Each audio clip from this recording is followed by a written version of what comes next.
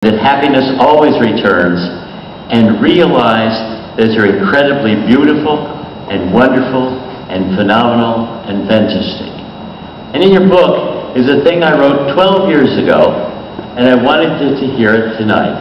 And I bumped into it and I had forgotten it was in the book. And it's called Learning to Let Go, and it gives you all the reasons that you let go of stuff. But down at the bottom, it says to let go is not to criticize and regulate anybody, but to try to become what I dream and promise I can be. To let go is not to regret the past, but to envision and live for the future. To let go is to fear less and love more, to seek to achieve genuine fulfillment.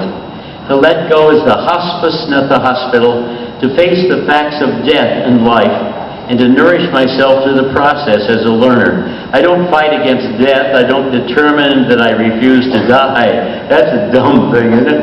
Instead, I willingly participate in the magnificent natural processes of the eventual fulfillment of my life.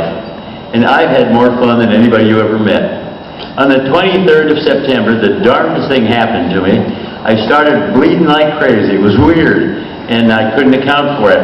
I went to an emergency room, and I got pushed and pumped and pedaled and discovered, and then finally I had the realization that I was sort of sick, bleeding like that, scared me to death. And then they said, you know what, it must be bladder cancer. And another one said, it must be maybe this thing that pumps over here, and maybe that kind of, it could be an insoluble,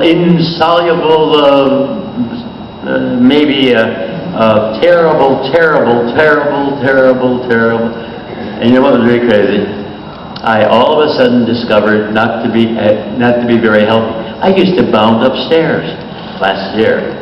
And then on the 4th of December, they did an operation. I spent $40,000 as a patient with Medicare paying the bill.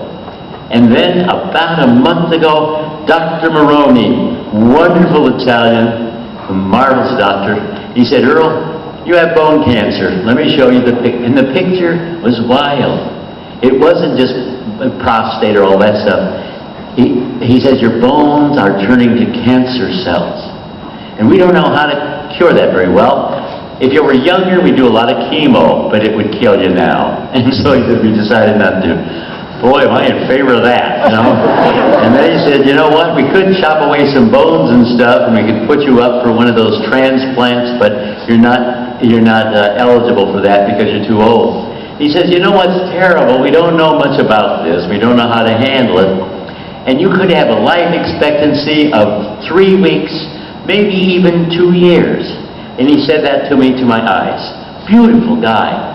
In the 3 weeks, he said, you know what? Make every conversation important. Make every speech you give something you really believe and really enjoy. And he said, find a guy named Scott and say, Scott, can you just quietly play that first cut instead of the third? It's that Whitney Houston. And it's that Olympic song. And it says the moment in time, and tonight, the moments for all of us were phenomenal. And I told you about that marvelous Mormon friend whose name was Smart, and that they woke me up, and that was smart. And this is Air Force changing from khaki to blue, because we were going to be in Korea. And the craziest thing, they teach you to throw hand grenades. Isn't that weird? A guy in the Air Force learning to throw a hand grenade, and they're at your knee. You have 4 here and 4 here. Isn't that dumb? And you're in a plane. Ooh, Scott, you are good. And maybe a little gently so they can hear. Oh, super. And so here's what, we were the last two, about 400 of us, most of us from Utah, and me, from gone to school in Washington, D.C.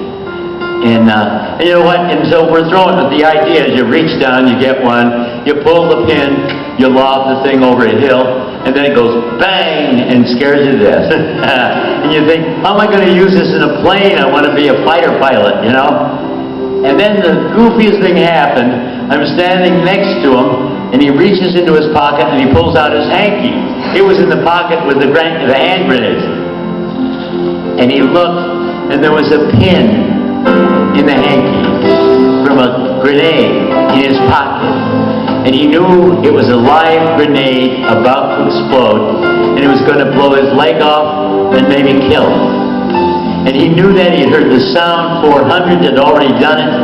And I saw his eyes, and I'm a chicken, and you know that, and I couldn't leave him. I couldn't run over the hill. I stood on this side, and we heard the thing go boom.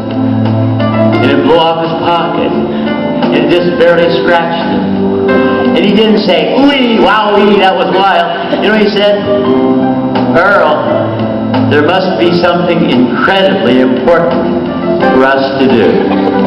And I thought, isn't that a great thing to say at a time like that? And that's why this was so important to me, because at Jetmore, this was their theme. Give me one moment in time when it's more than I can ever possibly hope to accomplish. And maybe in that rush for destiny, I can make a difference. You know what's really crazy? The next Christmas,